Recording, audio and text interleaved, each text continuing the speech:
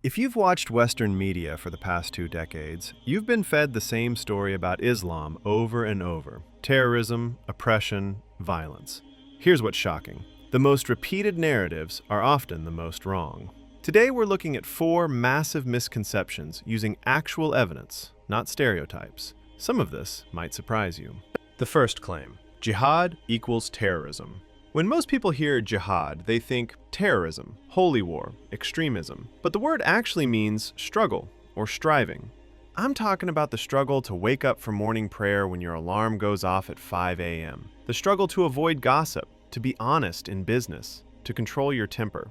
Islamic scholars call this the Jihad Akbar, the greater struggle. It's the battle against your own laziness, greed, and bad habits. Physical fighting? That's Jihad Asghar, the lesser struggle. It was always meant to be secondary, defensive, and bound by strict rules. There's a story that shows this perfectly. A man once came to the Prophet Muhammad wanting to join a military campaign. The Prophet asked him one question: "Are your parents alive?" The man said yes. The Prophet told him, "Then your struggle is serving them. Go home and take care of your parents. That's more important." This idea that Islam is about constant warfare, it ignores what the religion actually teaches. The real battle is the one inside yourself. The second claim: Islam oppresses women. Let's look at what Islamic law actually says. When Islam began over 1400 years ago, it established financial rights that were unheard of at the time. A Muslim woman has complete financial independence. She owns her own property and businesses. Any income she earns is hers alone, to keep, invest, or spend however she chooses. The husband has zero claim to her money. Islam created 2 financial protections. First, the mahr, a payment from groom to bride before marriage. This goes directly to her, not her family. The Quran says, "Give the women their bridal gifts." It's mandatory. Second, nafaqah. The husband must provide food, shelter, healthcare. This is his legal duty, whether she works or not. Now let's talk about the hijab, because this confuses a lot of people. The Quran tells both men and women to dress modestly. It tells women to cover their chests and not display their beauty except what normally appears.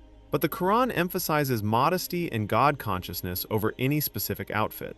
The word hijab in the Quran actually means barrier or partition, not headscarf. Many Muslim women choose to wear hijab as an expression of faith and modesty. Other Muslim women interpret modesty differently based on their understanding. The important part is that it should be a personal choice made for God, not forced by family or society. Whether a woman wears hijab or not doesn't determine if she's oppressed. What matters is if she has the freedom to choose her education, career, marriage, and how she practices her faith. Islam gave women those rights 14 centuries ago. Third misconception: Islam spread only by force and violence. If Islam was spread by the sword, why did it take 300 years for Egypt to become majority Muslim? Why did Indonesia, the largest Muslim country in the world, convert without a single Muslim army ever invading it? The spread by the sword story came from Crusader propaganda, and later from European colonial powers who needed to justify occupying Muslim lands. Historians today will tell you people converted because of trade, intellectual appeal, and traveling scholars who impressed them with their character and wisdom. If the goal was forced conversion, then why did the early Muslim states set up a system that did the exact opposite? They created a system where non-Muslims paid a tax called jizya in exchange for military exemption and state protection.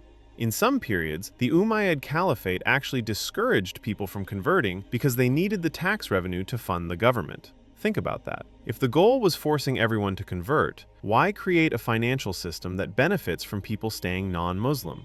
The economics prove the opposite of the myth. Beyond the historical evidence, there's the theological foundation. The Quran says clearly, "There is no compulsion in religion."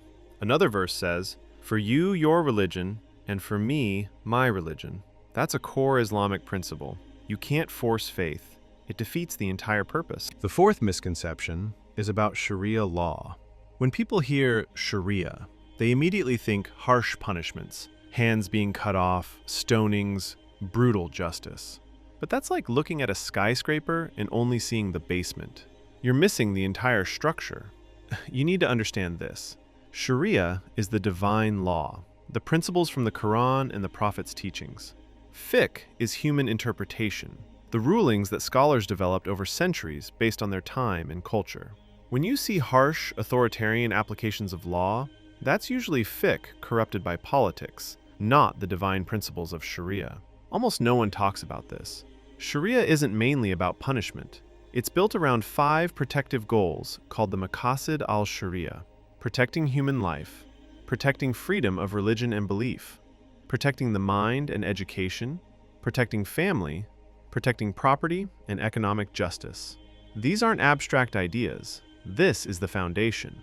Every law in Islam is supposed to serve one of these 5 goals. The punishments people focus on? They only apply when someone deliberately violates these protections. Even then, Islamic law sets the bar so high for evidence that scholars throughout history have said it's almost impossible to apply many of these punishments in practice. The goal isn't punishment, it's prevention and protection, creating a society where people's fundamental rights are secure. If a legal interpretation goes against one of these 5 protective goals, Islamic scholars are required to reconsider it. That's not rigid. That's a built-in system for justice. So why do these massive myths survive? Why do we keep hearing the same 4 stories year after year? Because noise travels faster than truth. Hate is simple, but the beautiful complexity of a 2 billion person faith requires effort. You have seen the proof. You've heard what the texts actually say. The ultimate act of respect you can give any group is to base your opinion on their authentic sources, not on the fear someone else sold you. So, the next time you hear a headline, ask yourself, is this the source or is this the distortion? Don't let your understanding of the world be written by someone else's agenda. Go find the truth for yourself.